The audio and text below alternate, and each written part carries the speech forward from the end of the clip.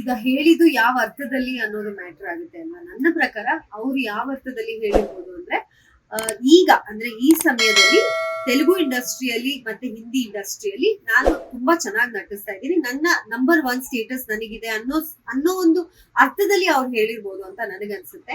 So ಕಮ್ಯುನಿಟಿಯಿಂದ first ಅಂತ ಹೇಳಿದ್ರೆ ನನ್ನ ಕೊಡವ ಕಮ್ಯುನಿಟಿಯಿಂದ ಈ ಸಮಯದಲ್ಲಿ ನಾನು ನಂಬರ್ 1 ನಟಿ ಅನ್ನೋ ಅರ್ಥದಲ್ಲಿ ಹೇಳಿರ್ಬೋದು ಅಂತ ನನಗನ್ಸುತ್ತೆ. ಅಂಡ್ ನಮ್ಮ ಕೊಡವ ಕಮ್ಯುನಿಟಿಯಲ್ಲಿ ಜಡ್ಜ್ ಮಾಡ್ತಾರೆ ಅಂತ ಏನೋ ಹೇಳಿದ್ದಾರೆ ಅಂತ ಇಲ್ಲ, ಅದಂತೂ ಖಂಡಿತ ಇಲ್ಲ.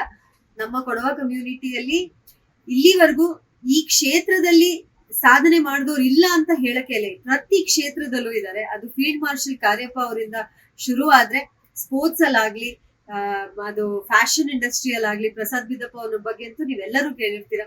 ದೀಪಿಕಾ ಪಡುಕೋಣ್ ಅವ್ರನ್ನ ಲಾಂಚ್ ಮಾಡಿದ್ದೆ ಅವರು. ಹಾಗೆ ಬ್ಯೂರೋಕ್ರಸಿ ಆಗ್ಲಿ, ಪೊಲಿಟಿಕಲ್ ಆಗ್ಲಿ, ಸಿನಿಮಾ ಕ್ಷೇತ್ರ ಆಗ್ಲಿ, ಪ್ರತಿ ಕ್ಷೇತ್ರದಲ್ಲೂ ಕೊಡವ ಕಮ್ಯುನಿಟಿಯಿಂದ ಪ್ರತಿಯೊಬ್ರು ರೆಪ್ರೆಸೆಂಟ್ ಮಾಡಿದ್ದಾರೆ. ಸೊ ನನಗೆ ತುಂಬಾ ಹೆಮ್ಮೆ ಇದೆ. ಆಸ್ ಅ ಕೊಡವತಿ ಹರ್ಷಿಕಾ ಪುಣಚ್ಚ ಆಗಿ ಗುರ್ತಿಸ್ಕೊಳ್ಳೋದಕ್ಕೆ ನನಗೆ ತುಂಬಾ ತುಂಬಾ ಹೆಮ್ಮೆ ಇದೆ. ಎಲ್ಲ ಕೊಡವ ಕಾರ್ಯಕ್ರಮದಲ್ಲಿ ನಾನು ಕಾಣಿಸ್ಕೊಂತೀನಿ. ನಮ್ಮ ಉಡುಪು, ನಮ್ಮ ಸೀರೆ, ನಮ್ಮ ಆಭರಣಗಳು, ಕೊಕ್ಕೆ ತಾತಿ ಆಗ್ಲಿ, ನಮ್ಮ ಪತ್ತಾಕ ಆಗ್ಲಿ, ಜೋಮಾಲೆ ಆಗ್ಲಿ, ನಾನು ತುಂಬಾ ಹೆಮ್ಮೆಯಿಂದ ಧರಿಸ್ತೀನಿ ಅದನ್ನೆಲ್ಲ. ಸೊ ನನ್ನ ಪ್ರಕಾರ ನಮ್ಮ ಕೊಡವ ಕಮ್ಯುನಿಟಿಯಿಂದ ಸಾಕಷ್ಟು ನಟಿಯರು ಬಂದಿದ್ದಾರೆ.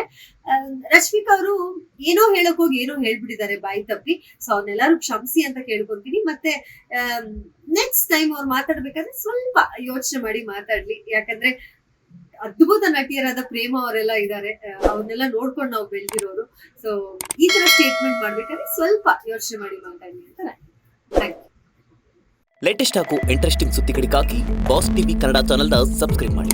ಹಾಗೆಯೇ ಬೆಲ್ ಐಕಾನ್ ಪ್ರೆಸ್ ಮಾಡಿ. ಇದರ ಜೊತೆಗೆ ಫೇಸ್ಬುಕ್, ಇನ್ಸ್ಟಾಗ್ರಾಮ್, ಎಕ್ಸ್ನಲ್ಲೂ ಮಿಸ್ ಮಾಡದೆ ಫಾಲೋ ಮಾಡಿ.